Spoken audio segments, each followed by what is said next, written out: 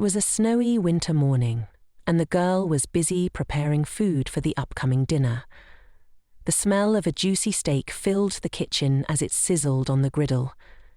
She was just about to flip it when an angry woman suddenly burst in, slapping the skillet in frustration. "Why isn't the food ready yet?" she demanded. Without waiting for an answer, she tasted a piece of the meat, spitting it out immediately. "It's too salty," she shouted. The cook, calm and emotionless, looked at her without flinching. "You expect people to eat this? Especially today of all days," the woman continued, her voice rising with irritation. "Maybe I'll replace you with someone who knows what they're doing. Maybe a man." The girl sighed heavily, turning away. Then, with a strange smile, she replied, "Unfortunately, I can't call on my family's employees to do work outside their duties." The woman frowned, shocked by the girl's insolence, her eyes fixed on her. Meanwhile, another voice echoed through the house. A young girl stormed into the room, shouting loudly. "Where's the item I asked you to find?" she demanded. The cook, slightly surprised but unfazed, wiped her hands and handed over a package. But the young girl snatched it from her angrily, tearing it open only to find it wasn't what she had asked for. "What is this?" she shouted, her anger boiling over. The cook, still calm, sighed and looked at the ceiling. "I saw something like it on Instagram a few days ago," she said nonchalantly. "It's kind of popular." "I know." The young girl, now visibly frustrated, held onto the package tightly, refusing to let go. "Don't you dare touch it," she snapped. "Next time, get me what I asked for." As tension simmered, the woman ordered the cook to throw the package away and get some food delivered instead. The cook, on her way out, shouted back that it wasn't her problem, and the woman could handle it herself. After the shouting match, the girl returned to cooking, humming quietly to herself. But soon the woman reappeared, her tones sharp. "You're free this weekend. We're going to the hospital." The girl blinked in surprise. "Why? What's wrong, Mum?" The woman's face twisted with anger. "Why are you pretending? You know exactly what's wrong. It's been over a year since you got married and still no children." She spoke as if it were obvious. "It's your fault. You need to get smart and figure this out. If you can't, I'll do it for you." The girl stood silent, her breath caught in her chest. After a moment, she smiled slyly. "We've already discussed it with Saya. We'll go to the hospital together." Her mother's eyes widened, grinding her teeth in frustration. Clearly annoyed, she sighed deeply and changed the subject, bringing up the vacant position at the girl's company. Then Brandon knew he was being preyed. The girl smiled again and casually mentioned that her stepfather wanted to work there, but Sok had already taken care of it. Just then a man's voice chimed in, offering to help, but the woman quickly cut him off. If my daughter had been as loving as Ura, she wouldn't need help solving everything. She then turned to her daughter, asking, "What's so great about you anyway?" At that very moment, there was a knock on the door. The guests had arrived. The woman's demeanor instantly changed. She greeted them with a bright smile, welcoming them into her home. The guests marveled at the house, praising its beauty. "Has the house gone up by 200 million?" one asked. The woman laughed and said it wasn't that expensive yet, leading them inside as the girl served plates of food. The guests complimented her, calling her beautiful beyond words, and thanked her for the lovely meal. Soon, laughter and conversation filled the room as they enjoyed the feast. After the meal, the girl stepped out for a moment. Her mother called after her, asking her to bring more meat, but the girl was already heading somewhere. When her mother asked where she was going, the girl didn't respond, lost in her own thoughts. A moment later, the girl was gone. The woman, growing tense, started to follow her daughter, but stopped when she saw the girl glowing with joy as she re-entered the room. The guests fell silent, watching in awe. The girl approached her mother with a smile, taking her hand. "Thank you, Mum, for always being so kind to me," she said, her voice laced with sarcasm. "I'm so lucky to have you." Her mother stood frozen, stunned by her words. Then, with another sweet smile, the girl added, "Sok just called. He wants me to meet him soon." With that, she left, leaving her mother speechless. Outside, in the empty parking lot, the girl sat in her car, the smile fading from her face. She remembered her mother's words, harsh and unfeeling. "Even if today is the day you were born, it's just another ordinary day." The girl hit the steering wheel in frustration, yelling, "This isn't right. It shouldn't be like this." Suddenly, her phone buzzed. Messages from her husband Suk had come in, asking how her day was going. She unlocked her phone to see 4 messages and a missed call from him. Ben began texting her husband. In the first message, he apologized for not being available earlier. The second message explained that he was still delayed in a meeting, but 3 hours later he would finally be free. A small smile crept across U's face at the thought of finally seeing her lover.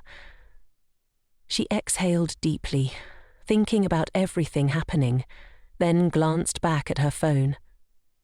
2 hours and 37 minutes had passed. Enduring time with her husband's family, she needed to be at the hotel soon. After responding to Sok, U set her phone down and started the car. As she drove, her thoughts drifted to memories of an evening with her husband. She had been telling Sok that she couldn't sleep in the same bed as another person. He simply replied, "I know." U continued, explaining that maybe she could sleep in the same room, but never in the same bed. Sok smiled, repeating that he understood. He then added, "You won't have a normal family life with me, will you?" Be confused by the question, U hesitated. Sok's smile widened as he said, "I don't care about anything as long as I have you." Her eyes had sparkled at his words, leaving her speechless.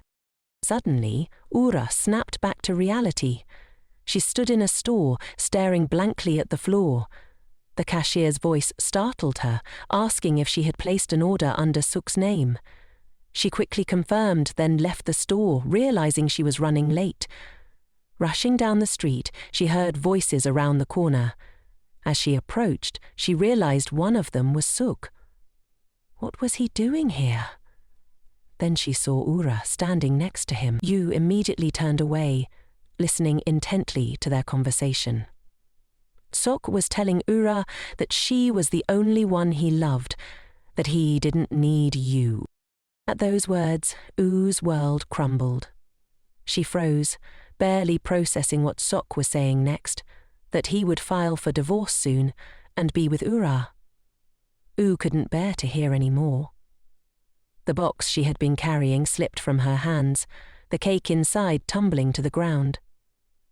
Sok and Ura turned sharply at the noise, and there stood Ura, her face blank and emotionless. Ura immediately rushed to her, calling out and begging her not to jump to conclusions, but Yu already knew. There was nothing left to save.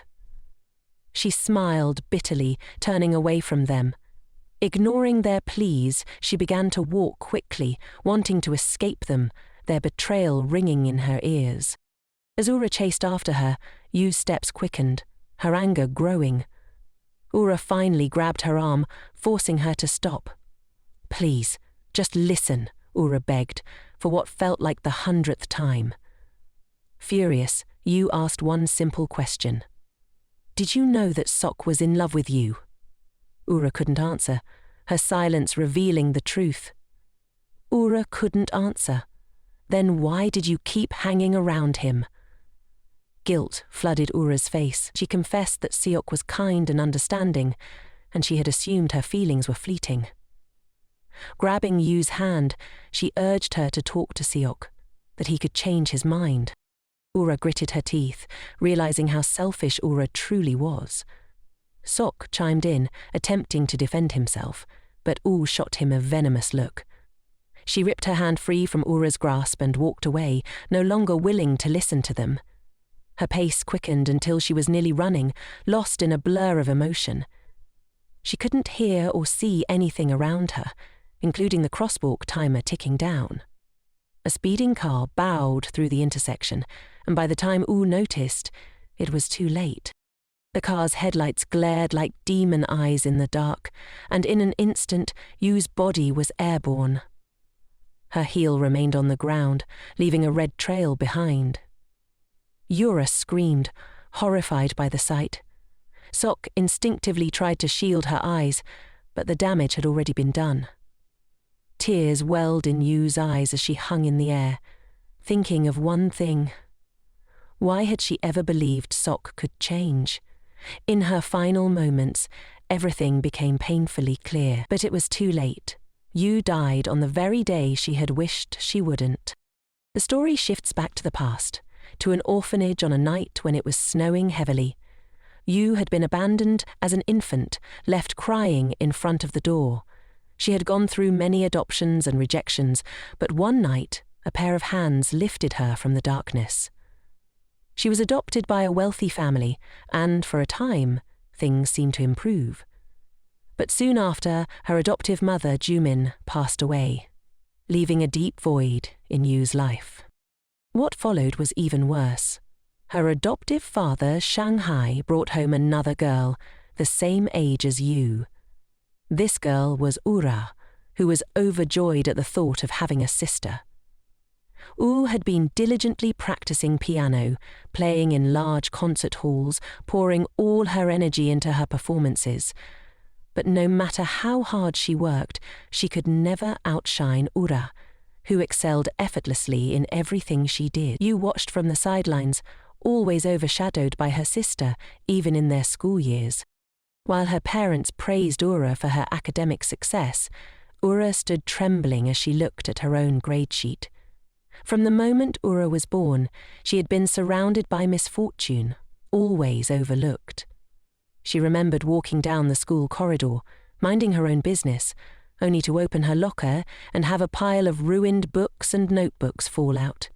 The students laughed at her, mocking her for being adopted. She knew exactly who had spread the rumors. Yu looked across the room and spotted Yakan, who was laughing with the others, her voice echoing in the corridor. The pain of betrayal hit hard. Her own sister, enjoying herself while Yu stood isolated. At home, Yu tried to reassure herself that things would eventually be okay. She could get through it.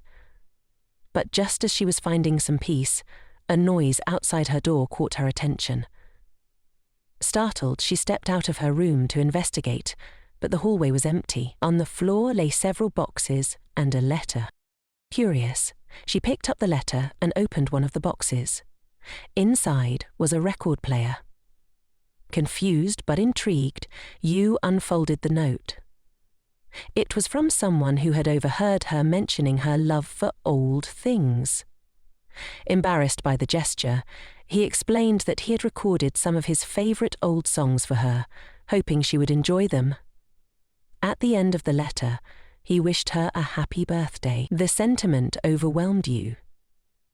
She quietly turned on the record player and let the music wash over her. Tears welled up in her eyes. It was the first time anyone had done something so thoughtful for her. Immediately afterwards, she told her friends. Years later, those memories remained vivid. Yu had never planned to marry Suk, but the daughter of the president of WJ Retail marrying the son of his driver felt like a fairy tale. Despite her parents' decision, Yu still felt like an outsider, and Suk's affection seemed to be the only genuine part of her life. She remembered his words, how he had once promised to try as long as they were together. But now, those same words felt hollow, tearing at her heart. Her thoughts snapped back to the present. She was still standing in front of that speeding car. In a blink, Yu was airborne, her heel left behind on the ground. The echoes of Sok's betrayal, the man who swore to her sister Ura that she was the only one he loved, rang in her ears. Her world had been stolen from her, piece by piece. And just like that, Yu's hard life came to a tragic end. But then, something strange happened. A voice called to her, faint at first, but growing louder. Yu's eyes shot open. She was alive. Confused, she found herself back in her bed, with Ura standing over her, asking how she was feeling. "What?" Yu gasped. "Wasn't she dead?" Slowly, she sat up, disoriented. Ura smiled and reminded her that today was the dress fitting for her wedding. She must look her best. Ura's heart raced. Was this a dream? She hurried to the mirror, staring at her reflection, trying to make sense of it. Grabbing her phone, she checked the date. July 19th. But that couldn't be right. Wasn't it supposed to be November 20th? She blinked, staring at the strange marking on her wrist. Panic set in. Could it be that she had somehow travelled back in time? Determined to make the most of this second chance, Yu went to her dress fitting, trying to play along. The seamstress tightened the wedding gown, and as Yu stood in front of the mirror, she sighed, holding back her emotions. The sales clerk asked if everything was all right, and Yu reassured her it was. But when she saw Sok, looking enchanted by how beautiful she looked, her smile faded.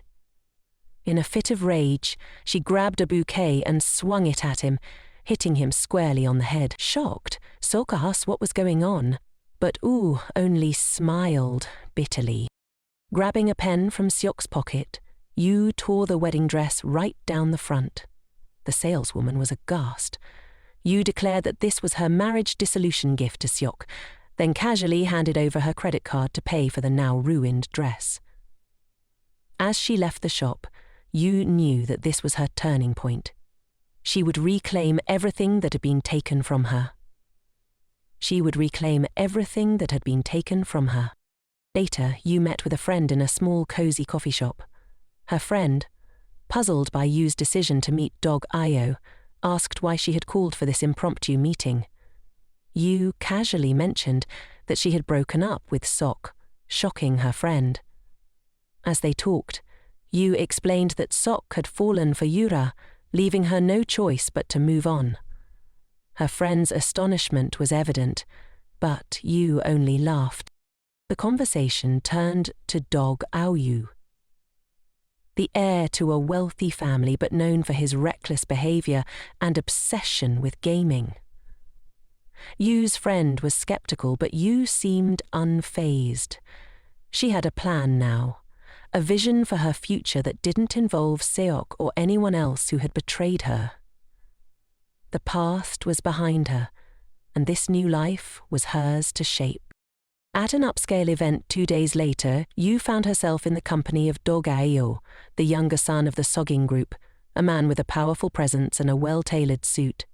He seemed like the perfect candidate for marriage, but as Yu scanned him, she recognized the same self-centered traits she had seen in Sog.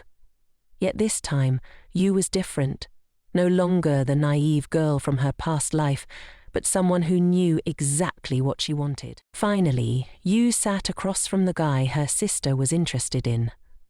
After a brief conversation, Dogok tapped the table with a card, drawing Yu's gaze. He casually told her they should meet at the hotel later. Yu was stunned by his audacity and laughed to herself. Though she'd heard rumours that Dogok was arrogant, she hadn't expected him to be worse than those whispers. Dogok continued, saying he had also heard rumours about her. He understood she wasn't one of the easy ones. He smirked, remarking that Yu was actually quite the entertaining conversationalist. Immediately, Uppal joined in, rosing from the sofa. Front showed up convinced Uppal's math skills and completed their task. Uppel grinned and said it was just a meeting. Uppel raised an eyebrow and questioned whether he always had to be so direct. Uppel grinned and said it wasn't so bad, after all. Yu stared at him. I figured this was a test the moment we met, she said coolly. I'm not a fan of guys who flash a room key as their first move. Dogok, taken aback, tried to recover. He muttered that trusting his future to the woman who made him use that key on their first meeting didn't seem like a terrible idea. He met Yu's judgmental gaze, but couldn't read her expression. Yu stood up. I'm sorry, but I don't think I fit into the future you're imagining, she said. James Dogok, unfazed, wished her luck. Yu sighed deeply, deciding it was time to head home. Just as she turned to leave, she heard a familiar voice behind her. She spun around to see Yura standing there, with Seok at her side. The sight of them together made Yu's stomach churn. The reality of her memories hit her all at once. She froze. Yu knew she had to act, to show her sister that she was stronger.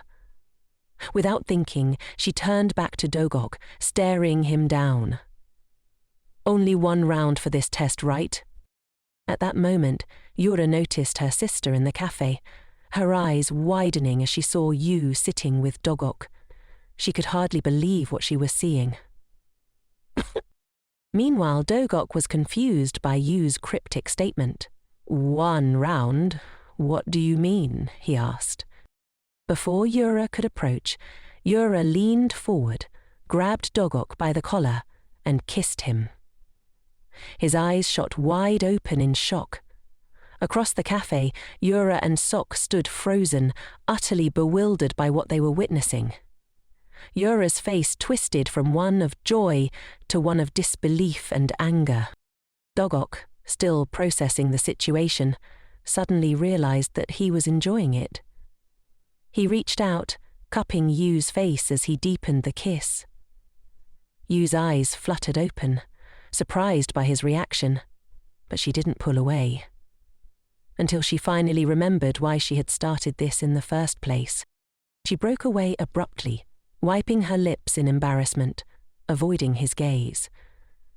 Dogok blinked, still dazed, trying to comprehend why Yu had stopped. Just then, Yura marched over, her expression stiff. What are you doing here, Mr. Dogok So? She stammered.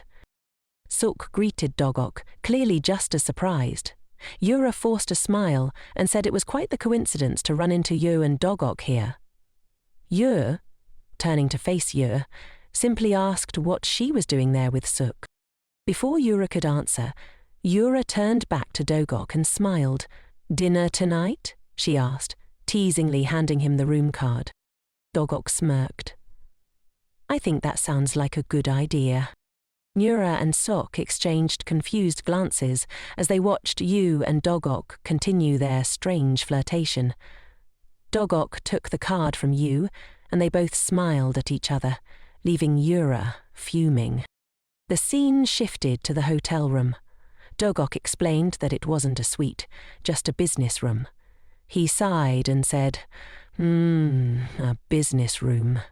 The number of women that have ever made it this far before. The number of... Yu interrupted, apologizing for the earlier kiss. She told him he was free to report it to Yura if he wanted to. Dogok chuckled, wiping his lips. What are you talking about? He asked. It wouldn't be as fun if we played by the rules. He leaned back, asking why Yu really wanted to meet him. Yu paused, then answered, because of the wedding. Dogok looked puzzled. Is there any other reason for a blind date? Yura turned away. Yura seems to like you, she said quietly. She turned back. Dogok raised an eyebrow. Is that why you wanted to marry me? Jean met her own reflection in the window. At first I thought it was about you, but now I'm thinking about starting a company.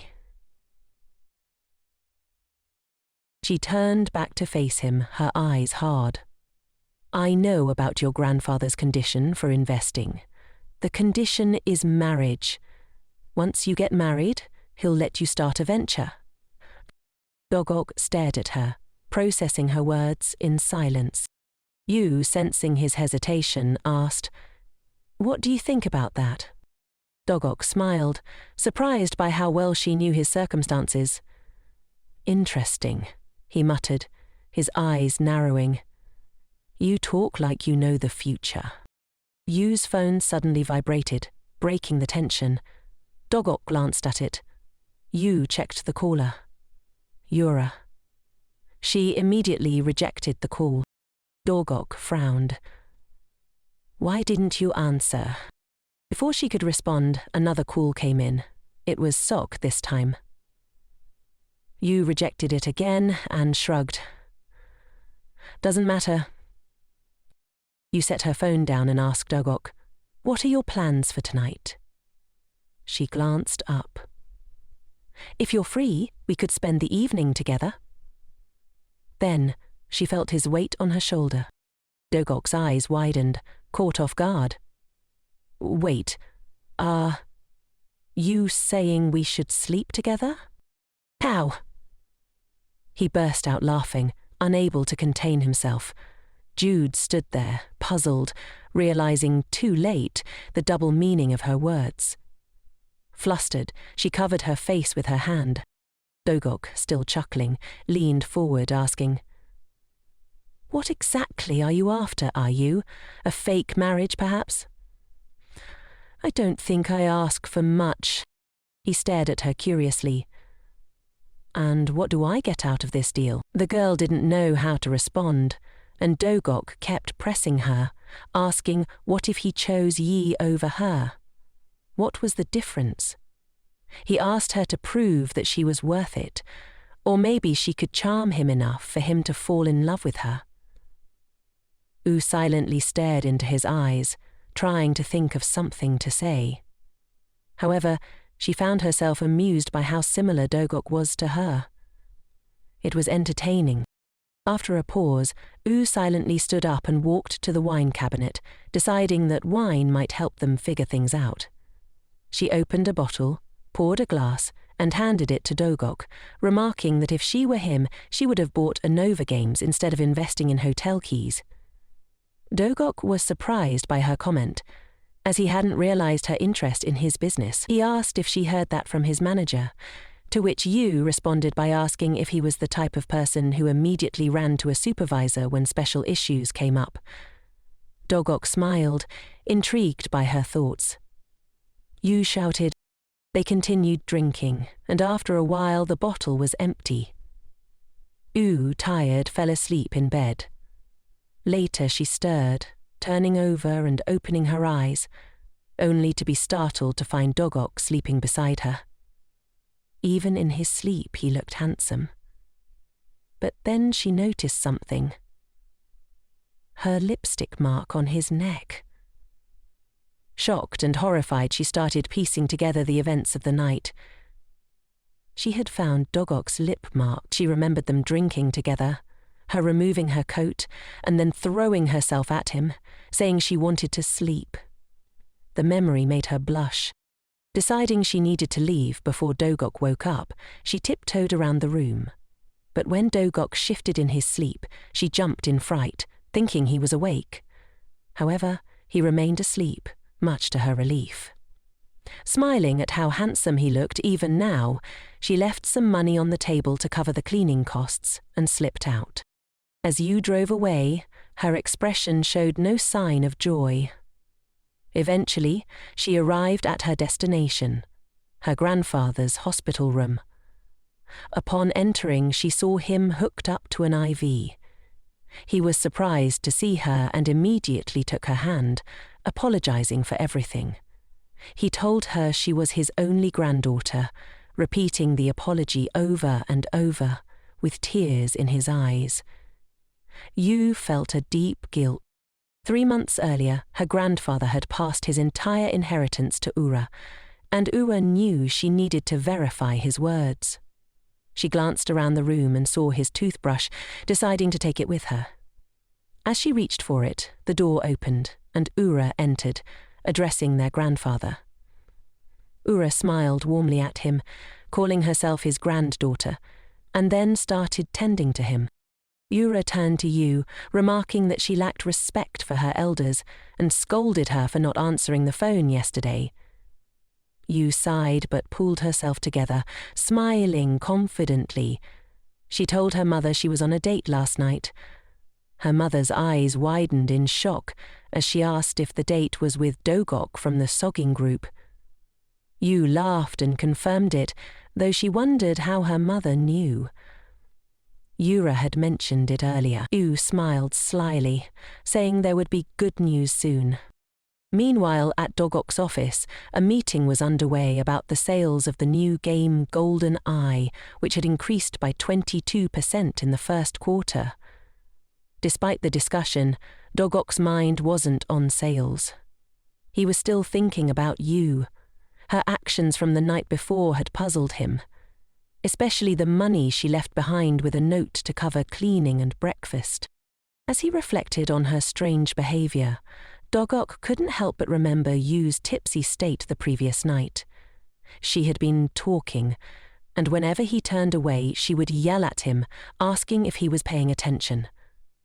Rather than being annoyed, Dogok found it funny.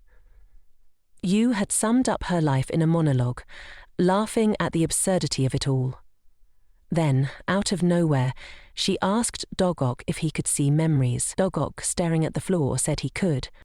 Yu had averted her gaze, confessing that there wasn't a single moment in her life that had truly hooked her. She asked Dogok how that could be, but he didn't have an answer for her. Frustrated, Yu had sighed and declared that this time it had to be different. Then, to Dogok's surprise, Yu suddenly got up, announcing she was going to bed. Dogok considered. Dogok was caught off guard by the abrupt change in conversation, especially when Yu started undressing. He tensed up, asking what she was doing. Feeling embarrassed, he tried to stop her from undressing, but she protested, screaming at him not to touch her. Dogok was trying to calm her down when he realized she still had a dress on under her coat. Relieved, he tried to compose himself, but Yu, in her drunken state, tripped over a chair and fell toward him. In a split second, Dogok couldn't catch her, and they both ended up on the bed.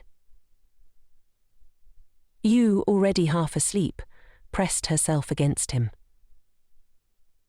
Dogok was left bewildered, his heart racing. He realized how much he liked her being close, but was also embarrassed by the situation. After a while, Yu rolled over to the other side, giving Dogok a chance to finally stand up. As he looked down at the sleeping girl, Dogok noticed something strange. A license plate on her hands caught his eye. He recognized the inscription. Looking at her, he whispered to himself that he didn't want to remember certain moments from his past either.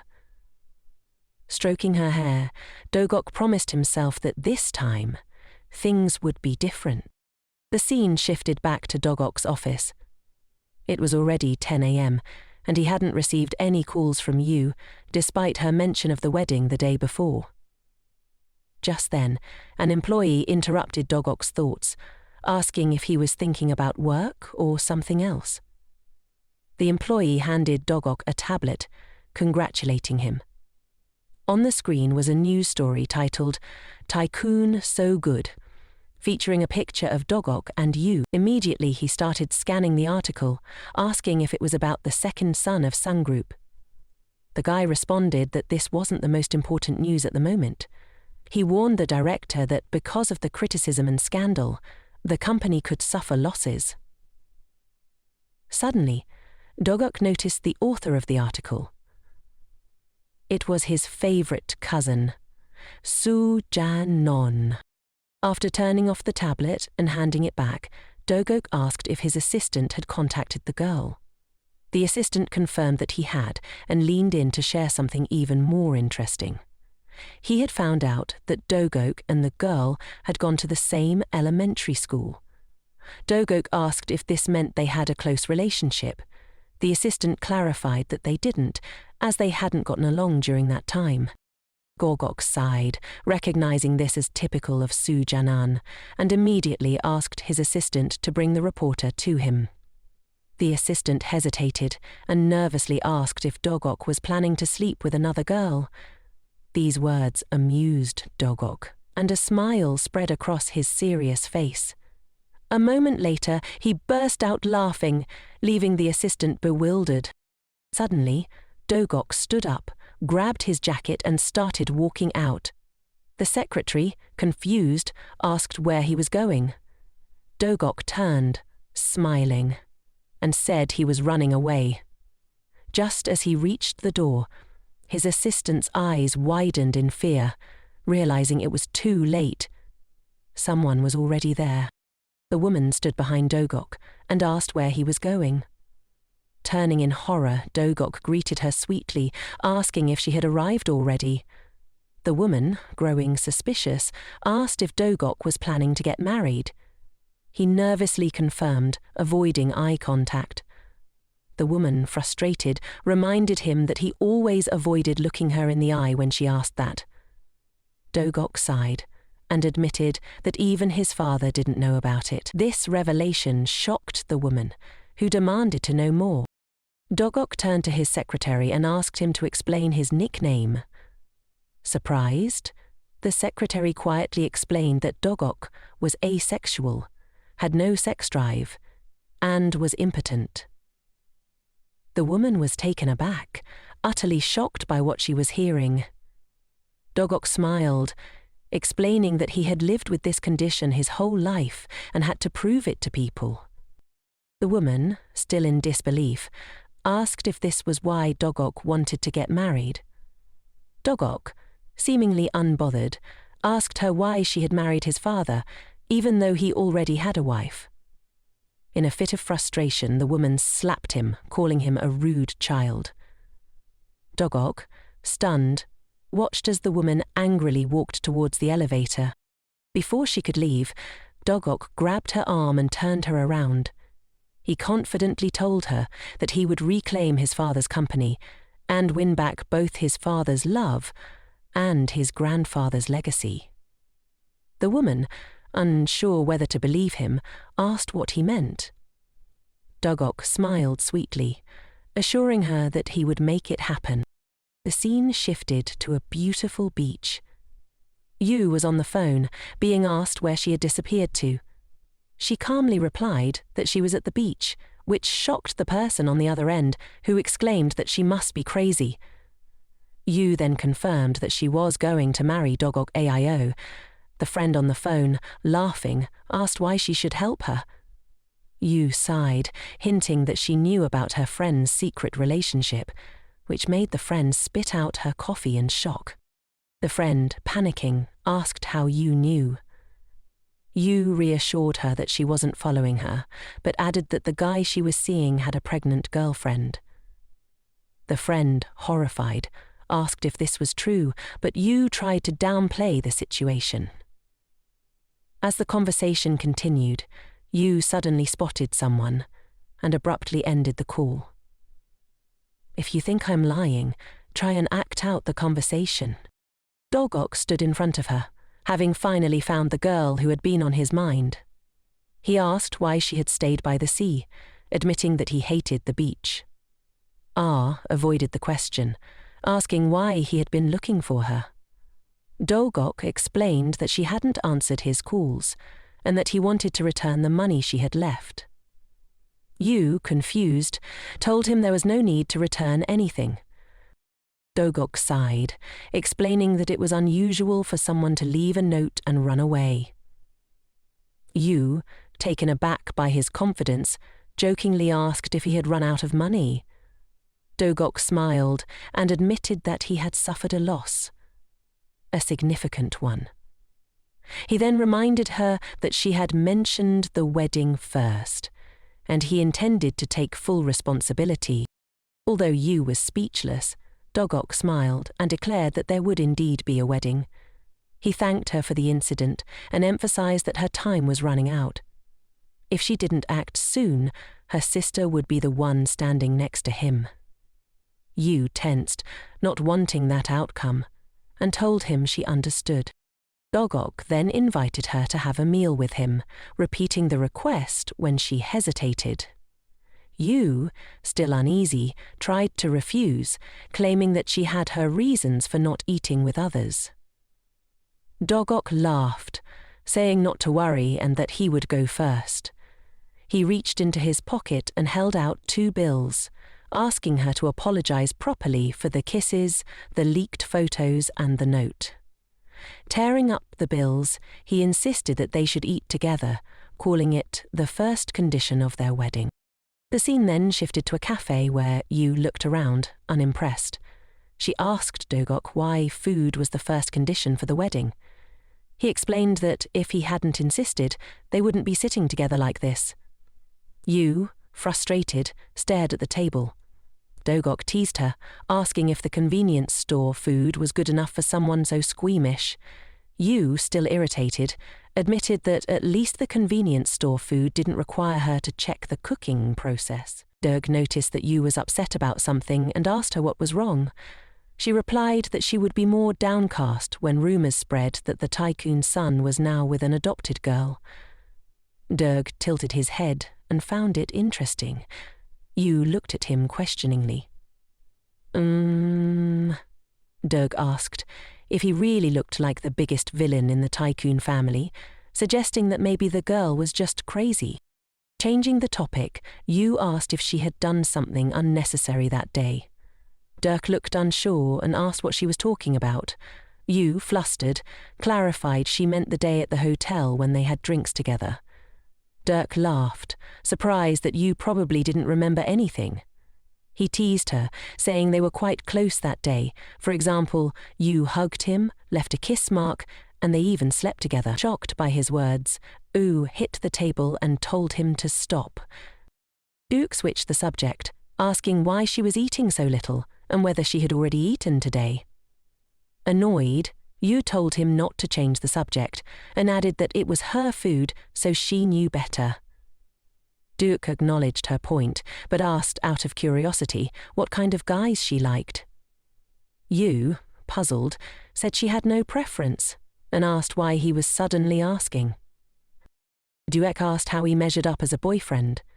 Yu's eyes widened in surprise, and she asked him to clarify. Duek said he was starting to like her a little, which is why he was curious about her thoughts. Receiving no answer, he asked again if she didn't have any thoughts about him. Yu stared at him, bewildered.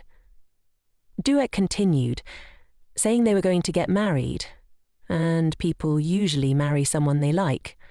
Wasn't that right? Yu replied that such things were a waste of time and bad for business, but it wasn't the only response he left to the article either. Dirk smiled sarcastically, expressing regret. He was even feeling a little nervous. He started tapping the table and began to mention that night again, but I cut him off sharply, telling him to stop talking nonsense. Dirk smiled, noting that he hadn't even said anything yet. Ben smiled too, noting that I hadn't even faltered. How was it that she managed to slip up too? Yu noticed that Doek was staring at something on her hands. Looking down, she realized it was the strange inscription that appeared after death. Quickly, she covered it with her sweater sleeve, not wanting him to see it. She asked if he had noticed anything on her wrist. Doek, puzzled, asked if she was hiding something. Yu averted her gaze and said it was nothing.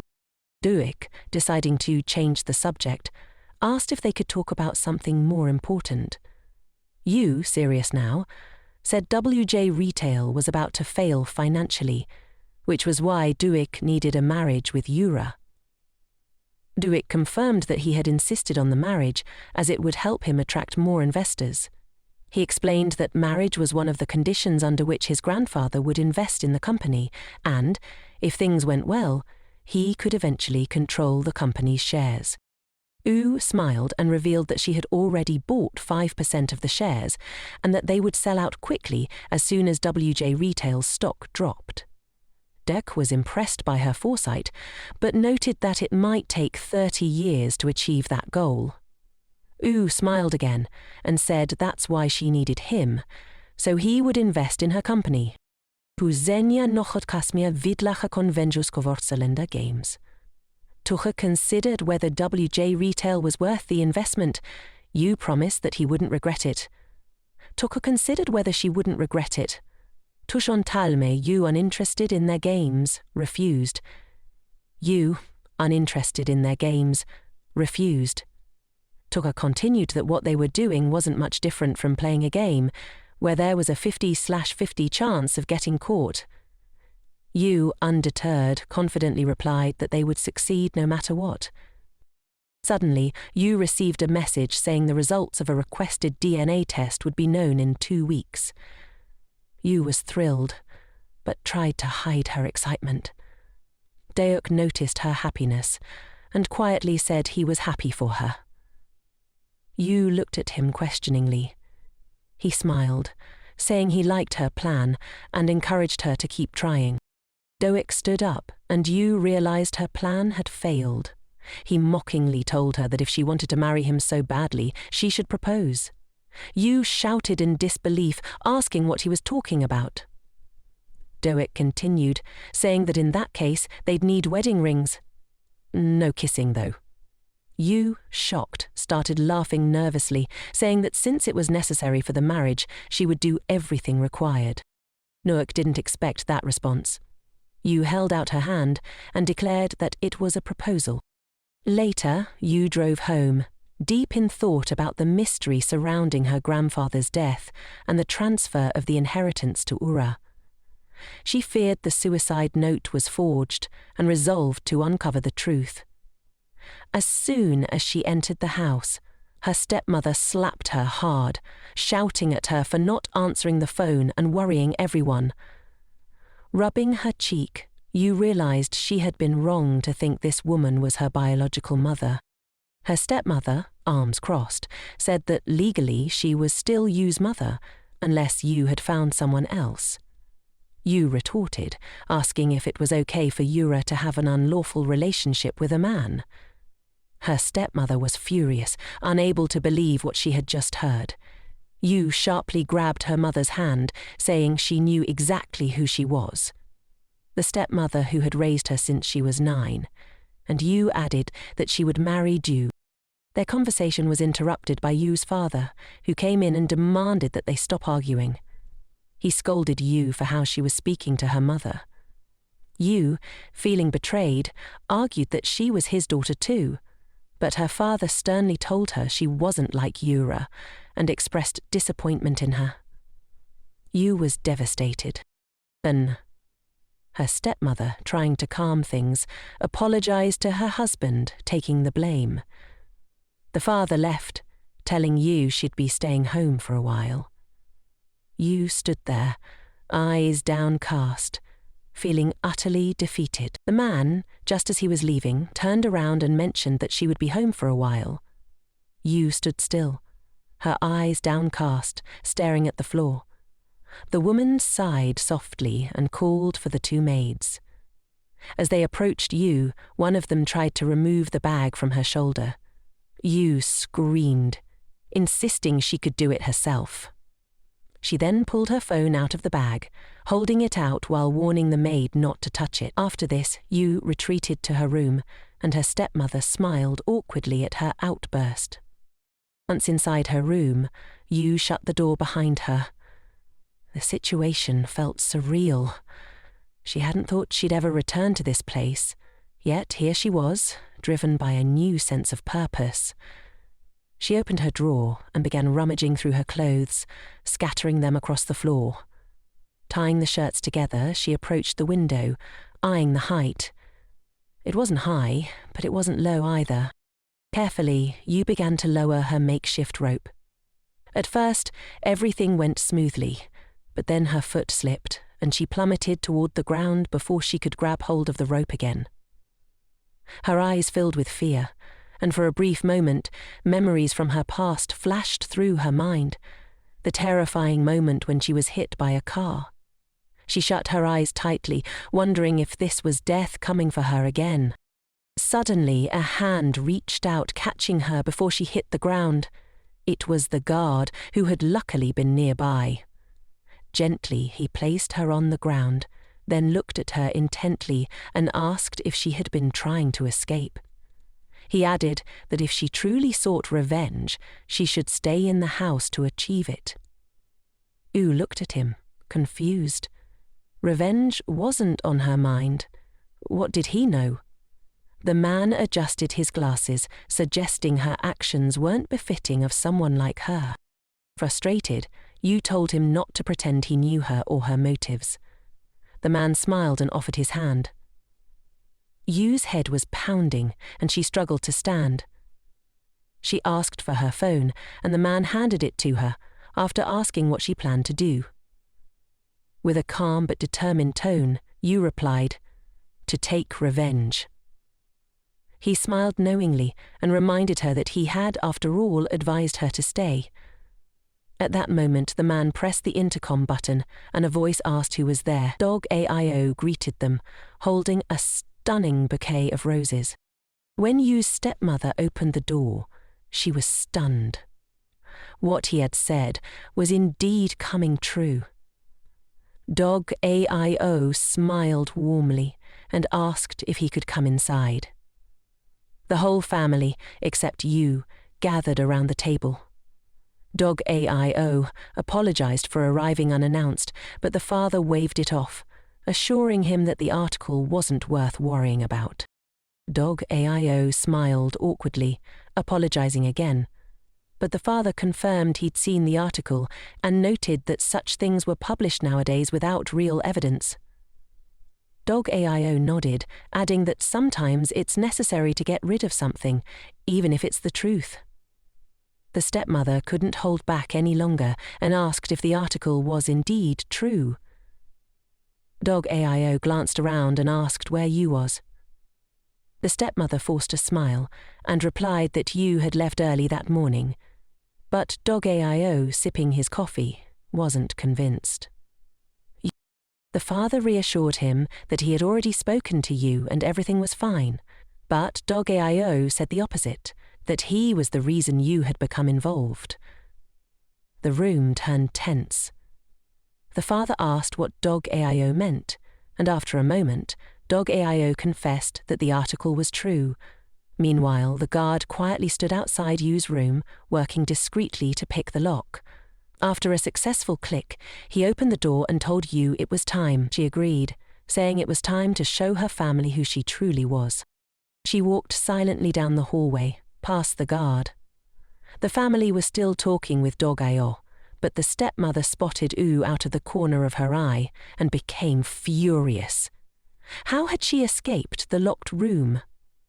Yu looked radiant, her hair gleaming in the sunlight and her simple dress highlighting her figure.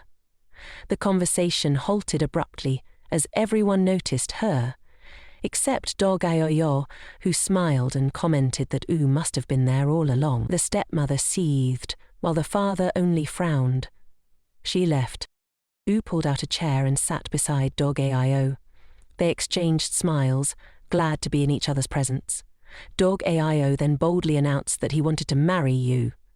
The room fell silent. The stepmother and daughter were completely stunned by his declaration. When pressed, Dog Ao explained that he had no other choice but to marry for love, not for political gain.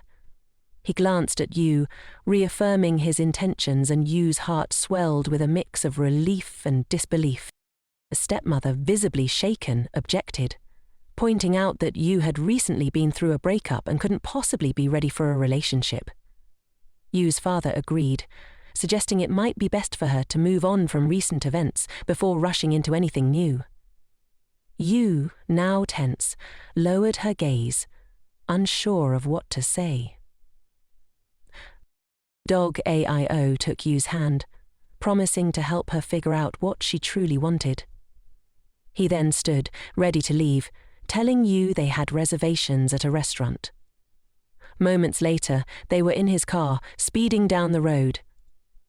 Yu, still processing everything, asked him directly what his price was. Dog AIO laughed, reminding her that they had already discussed this. At the restaurant, Yu felt uncomfortable, not used to being treated so delicately in such a public setting. She distracted herself by scrolling through her phone, but when she opened a message from Sujan, she realized there had been no response. Her thoughts were interrupted when Dog AIO asked if she was going to eat. U assured him she was fine, but was clearly struggling to relax. When dessert arrived, U's discomfort only grew, her mind still elsewhere. After seeing the dessert, U's expression changed, and Dogok, noticing her reaction, looked a bit perplexed and asked if something was wrong. U began trembling uncontrollably, her mind drifting into a memory. In her recollection, a woman offered her the same dessert, smiling sweetly and urging her to open her mouth. Yu, surprised but trusting, told her mother that it tasted. She didn't get to finish her sentence. Her face twisted into horror and pain, and she collapsed to the ground, desperately calling for her mother, her hands clutching her throat as she coughed violently. Something was burning her throat. Frantically, she asked why the dessert tasted so strange.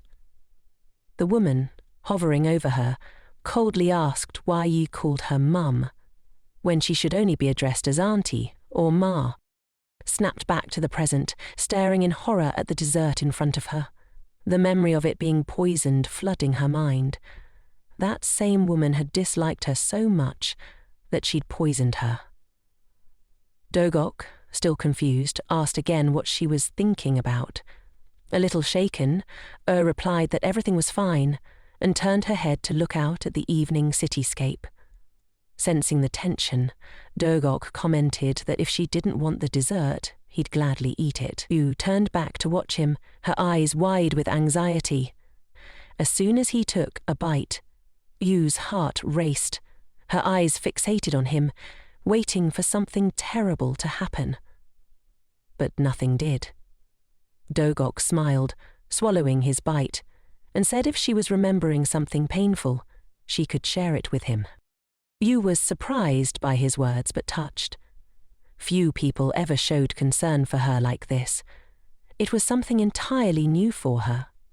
After a brief pause, Dogok looked around and smiled, saying this seemed like the perfect place to propose.